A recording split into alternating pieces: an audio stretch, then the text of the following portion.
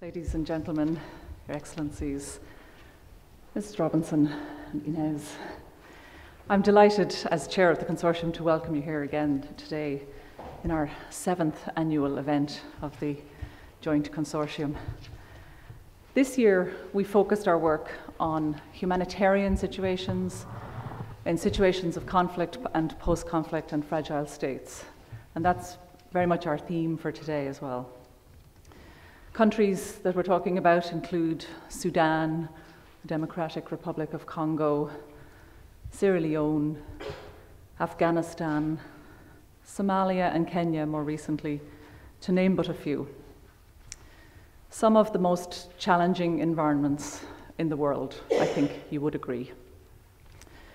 And for most of you, you know that GBV and preventing and responding to GBV is challenging even in the most enabling environments. So trying to address the issue in these complex, fragile, conflict and post-conflict situations is doubly difficult. As we know, GBV is a very complex and multifaceted issue requiring complex, multisectoral, multi-level, multi-entity responses. GBV and its endemic proportions challenges us to work not only with the consequences, but also with the underlying causes, rooted as it is in gender equality, inequality, and unequal power relations. So, as a consortium, in order for us to be able to respond effectively, we need, and we identified quite some years ago, the need for skilled staff who have an in-depth knowledge and understanding of the issues, the context, and the strategies required. So one of our main strategies was how do we bring this about? We prioritized and focused on building our own institutional capacity and our staff capacity. To this end, we have harnessed the expertise of some international experts over the years. And today, we have two such experts on our panel, both of whom have extensive overseas experience in the whole area of preventing and responding to gender-based violence.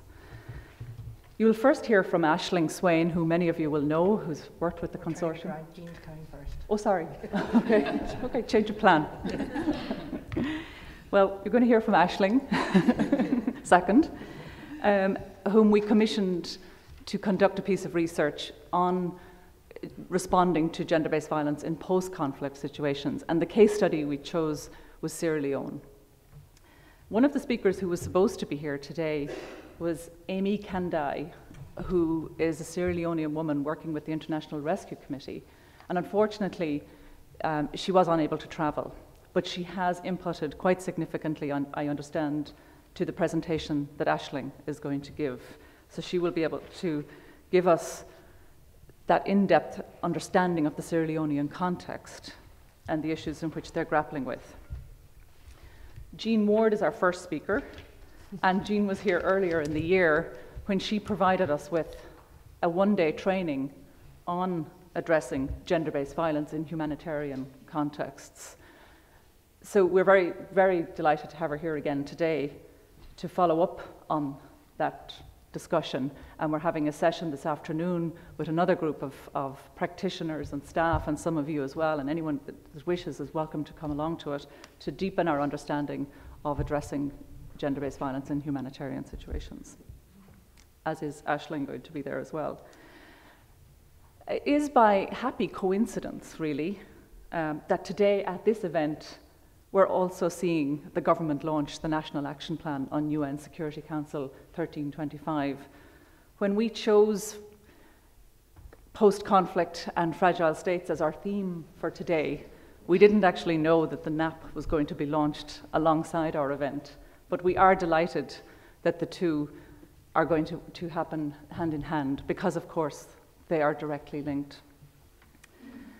As you will know, the consortium prioritized the whole area of Ireland developing a national action plan back in 2008, and we have remained committed and involved in the process since that time.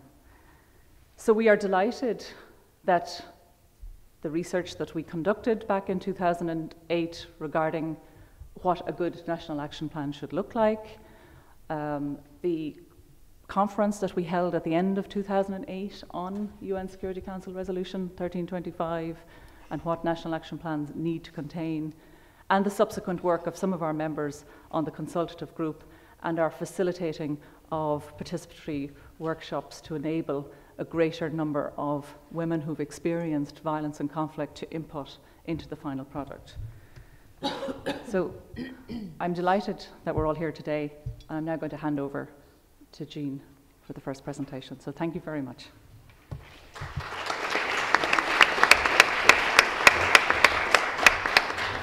Thank you very much. Jeanne and Aisling had a chat, and they actually thought it would be more useful if Jeanne came first because she's doing the general issues, and then Aisling will be addressing the specific issue of Sierra Leone. So without any more ado, I'm going to ask Jeanne to give an overview of the key issues to consider when addressing gender-based violence in fragile states. Thank you. And I'm asking, I know both of them have got very full presentations, but I'm asking them to keep the time as much as possible because I want Mary to get an opportunity to respond if she can, and some from the floor. And then we're moving into another event, folks. So it's all fast moving today, okay? I hope. Okay, great. Okay, Jeanne? I am going to do my very best. Thank you. Okay. All right, well, I'm very honored to be given the opportunity to speak to you today about addressing gender-based violence in humanitarian settings, particularly those settings that are shifting from conflict to recovery. For more than 10 years, I've devoted much of my professional life to this very issue. I began working internationally in Kosovo in 1999, and from there in 2001, I went on to conduct the first global overview of gender-based violence programming in conflict-affected countries.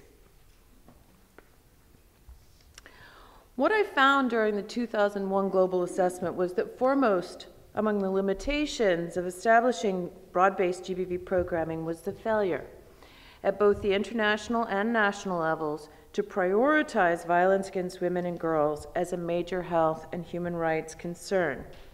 The result was a lack of financial, technical, and logistical resources necessary to tackle the issue. Many survivors were not receiving the support they needed or deserved, nor was sufficient attention being given to the prevention of violence. This was often as true in post-conflict settings, and in many cases even more true than in settings where conflicts were ongoing. In the period since undertaking the global overview, I've worked in over 25 conflict-affected countries around the world trying to redress some of the limitations identified in that very first early assessment. When measured against the findings of that early assessment, I take some pride in what my global community of colleagues has been able to achieve in the last decade. An increasing number of local and international NGOs are taking up the issue of GBV in conflict and post-conflict settings. We've seen a proliferation of guidelines and tools. We're working on how to improve data collection on GBV in conflict settings. We're advancing GBV programs and policies within a rights framework that underlines the obligations that governments and their local and international partners have in addressing GBV as part of their most essential responsibilities to promote and protect human rights.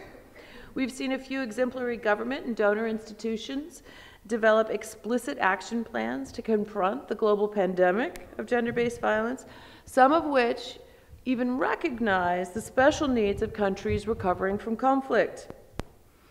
Subsequent to the groundbreaking Security Council Resolution 1325, we've seen the passage of 4 additional resolutions on women, peace, and security.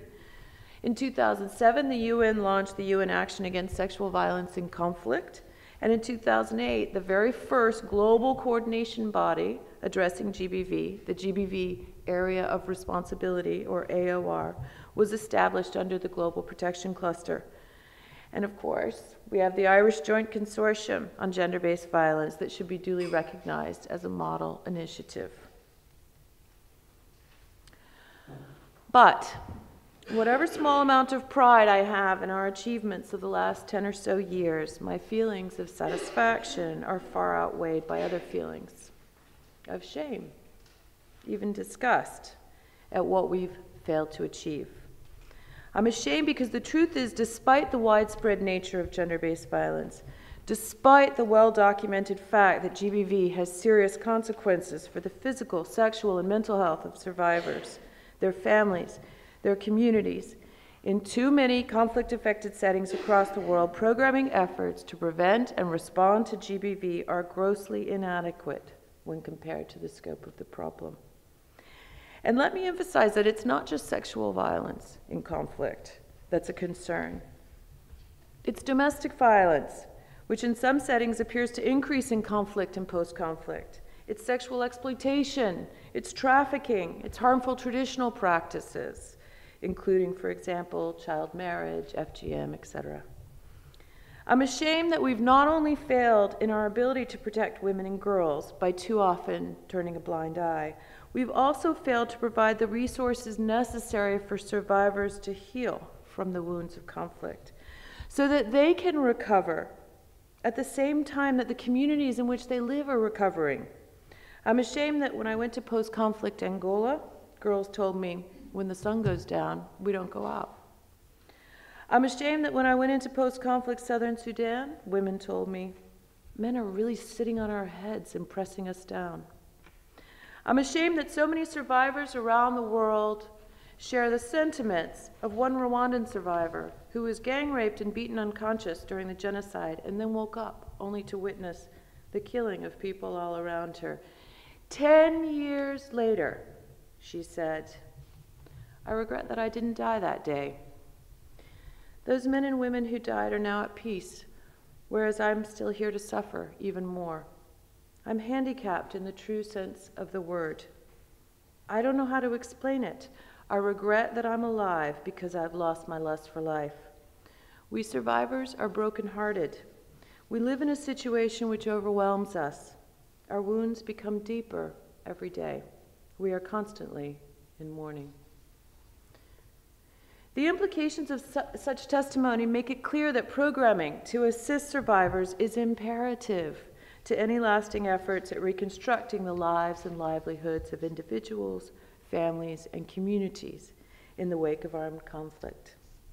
However, in most post-conflict settings, in South Sudan, for example, GBV advocates and programmers are still fighting to ensure that even the most basic services are accessible.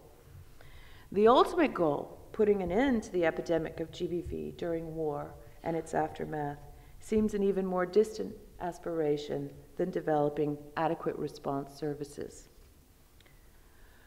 Part of the problem simply is financial investment. Though there certainly has been improved funding through, for example, the advocacy of UN Action, there is nowhere near the resources to meet the need. This problem of funding becomes even more debilitating when you take into account how few donor organizations effectively transition their support for GBV programming from conflict to post-conflict to recovery. The example of Sierra Leone that Aisling will provide may be an exception. Notwithstanding that example, in many countries in which I've worked, as humanitarian donor interest fades and emergency funds dissipate, nascent GBV programs are all but shut down. We're only just beginning to develop strategies that ensure that GBV programs introduced during conflict are sustained and improved upon during recovery. Ironically, though, a failure to invest money in GBV has security and development implications that in the long run will surely be more costly to recovering nations and to the international community which offers support to those nations, because to continue to ignore GBV in post-conflict settings around the world is to limit the promise of a society's recovery. Evidence has made it clear that initiatives to address GBV are crucial to any development efforts. The physical and psychological outcomes of GBV can inhibit a survivor's capacity, not only personally, but in relationships with family and community. This, in turn, can undermine social cohesion, Violence may affect child survival and development, raising infant mortality rates, lowering birth rates, affecting school participation. GBV and the patriarchal environments in which it breeds can limit women's access to reproductive health services, including family planning, leading to more unwanted pregnancies, unsafe abortions, and increasing women's risk for HIV. At the same time that GBV increases cost to public health and social welfare systems, it decreases women's and children's ability to participate in social and economic development. In fact, research suggests a strong correlation between stage fragility and inequitable treatment of women and girls. This should serve as a call to action for donors, the international and national policymakers, service delivery organizations to prioritize the GBV challenge in any efforts to promote peace, stability, and development around the world. And yet, violence proceeds with impunity in many post-conflict settings. A report released in 2007 suggested that sexual violence had actually increased in the wake of Liberia's conflict. It's time for us to recognize that impunity that exists for GBV crimes during war both reflects and reinforces the widespread cultural norms that acquiesce to the inevitability of violence against women, whether in times of peace or in times of war. And it's these norms that must be targeted aggressively in order to ensure reductions in levels of abuse. To emphasize this point, I want to quote a very eloquent journalist who in 2002 wrote about the issue when referring to GBV and HIV in Rwanda. She said, "In a world where sex crimes are too often regarded as misdemeanors during times of law and order, surely rape will not be perceived as a high crime during war, when all the rules of human interaction are turned on their heads and heinous acts regularly earn their perpetrators commendation. What matters most is that we combine the new acknowledgement of rape's role in war with a further recognition. Humankind's level of tolerance for sexual violence is not established by international tribunals after war. That baseline is established by societies in times of peace. The rules of war can never really change as long as violent aggression against women is tolerated in everyday life." Okay, so how do we do it? How do we address gender-based violence?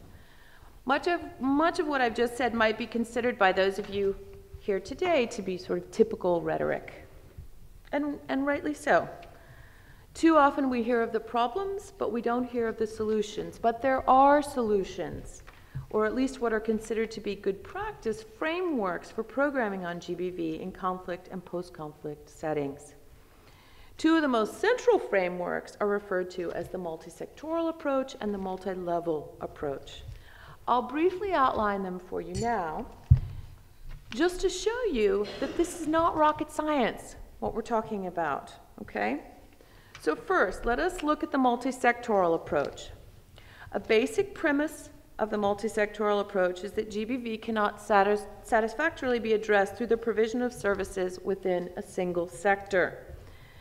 It should be, at minimum, the outcome of coordinated activities between the constituent community, health and social services, and the legal and security sectors. The multisectoral model explicitly highlights responsibilities unique to each sector, as well as cross-cutting functions such as engagement and education of the community, data collection, monitoring, and evaluation, etc. The multisectoral approach also underscores the need for shared principles within and across all the sectors that seeks to ensure rights-based, community-based, and survivor-centered approaches. However, one of the limitations of this multisectoral approach as it exists to date is that it specifies many of the responsibilities of the key sectors in terms of response. So it gives short shrift to prevention. The multi-level model is useful because it complements the multisectoral approach in that it's oriented towards or uses the language of prevention. The first level of prevention within this model is what we call the structural level of prevention. It's ensuring the adoption and implementation of protective laws and policies. At this level, the focus is on preventive measures to ensure rights are recognized and protected through the adoption and implementation of international, statutory, and traditional laws and policies.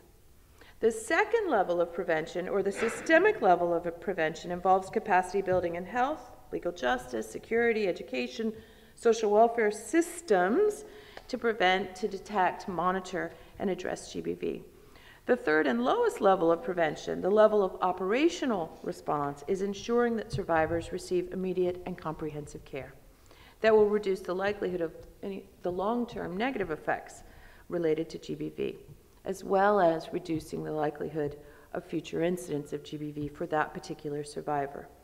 This is the lowest level of prevention because at the level of direct services, the best you may be able to do is to prevent re-victimization. Okay? For effective short and long-term prevention, activities need to take place at all three of these levels. Okay? So if we put it all together, we can create a fairly simple matrix in which the responsibilities are laid out at multiple levels and across different sectors. This is exactly the kind of matrix that can form the basis of comprehensive action plans for addressing GBV. Okay? Now, let me say that combating GBV also involves the encouragement of fundamental social change that supports women's human rights, as well as their equal participation in economic and social development. While interventions need to be designed with sensitivity and respect for culture and tradition, promoting and protecting women's rights will invariably involve challenging the normative social values that promote GBV. And if the structural causes of violence are to be addressed in a lasting way, women and girls who in the past may have had little share of the public sphere must be given the support to be active agents in all efforts to protect and advance their rights. No doubt you are thinking that it would be impossible for any one agency to undertake all of these responsibilities outlined in these two interlinked models. And you're right, but the point of the frameworks is to assist those working in humanitarian and post-conflict settings to consider how to introduce programming strategically, so that efforts are not just reactive based on emergency needs, but proactive based on an overarching goal of developing a comprehensive approach to tackling GBV. The frameworks promote a common approach across agencies that allows each agency or individual or institution or government to identify where it can be about added value. Okay? And let me just say as a final point, what's particularly exciting about working in post-conflict settings is that there's a real opportunity to begin to implement these basic frameworks in their entirety, to identify and address gaps according to these models by building on local capacity and through more long-term sustainable approaches that focus on working with governments around legal and policy reform and creating infrastructure across all key sectors. Okay? So, in closing, I'd like to leave us all with some key recommendations which Ashlyn can further elaborate in her presentation. First, be creative. Recognize that in virtually every area of GBV advocacy, policy, and programming development, we have much to learn and many, many gaps. But don't reinvent the wheel. Build on identified good practices. If you're a donor or an advocate, use these good practices as the basis for guiding your work and the work of your partners. If you are an implementing agency, consider how your agency might mainstream GBV into key operational areas according to lessons learned and, for example, by applying the multisectoral and multi-level approaches. Second, coordinate. Donors, advocates, programmers, continue in your engagement with the joint consortium in order to identify what your relative advantages are. Also coordinate at the global level and the local level with the GBV area of responsibility, with locally based subclusters to further identify what your added value is. Link with those working on broader peace and security and on gender programming, but remember, don't confuse gender programming with GBV programming. While they are mutually reinforcing, they each require distinct approaches. And then thirdly, and most importantly, commit. Commit. This means ensuring that your agency has an institutional plan for addressing GBV and that you have the human resources necessary to build the means for implementing that plan. It means recognizing that addressing GBV is fundamental to sustained recovery in fragile states. And it's therefore a responsibility that should be shared by all of us who are engaged in international humanitarian and development work. So good luck, and thank you.